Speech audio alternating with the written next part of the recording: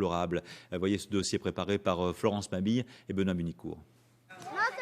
Ils jouent comme si de rien n'était, bien loin des menaces qui pèsent sur le camp où ils vivent.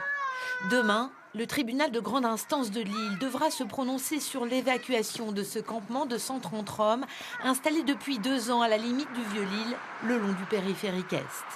En ce lundi de Pâques, comme chaque matin, le père Arthur est venu leur porter du pain et des biscuits.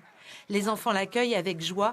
25 d'entre eux sont scolarisés, 40 autres attendent une place en primaire et au collège. Tu vas à l'école, toi, maintenant? Oui, toi aussi. Toi aussi.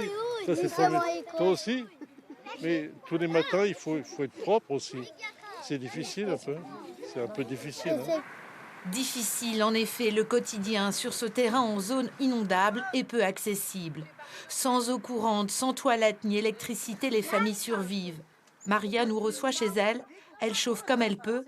Il y a 2 jours à Helem, une cabane du même genre a brûlé. Le père Arthur est inquiet. C'est permanent, oui. Je suis toujours en train de me dire comment ça va se faire. Parce que la nuit, le feu, il s'éteint. Okay. Il faut remettre du bois toute la nuit parce qu'il fait froid la nuit.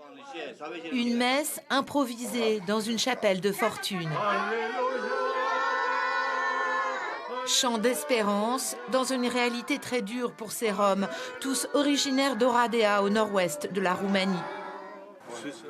Marius, 19 ans, est arrivé il y a 1 an.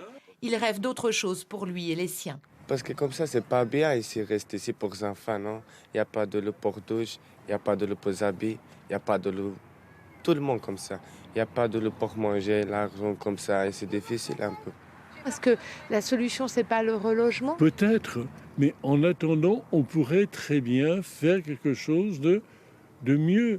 Par exemple, avoir un point d'eau, avoir des toilettes. Là, ils font des trous pour faire leurs besoins, etc. Mais ils ne demandent pas grand-chose. Demain, si la justice se prononce pour l'évacuation de ce camp, la mairie de Lille s'est déjà engagée, faute de solution d'hébergement, à ne pas appliquer la décision. Mais Martine Aubry a demandé au préfet du Nord d'étudier la mise à disposition de terrains hors de la métropole lilloise.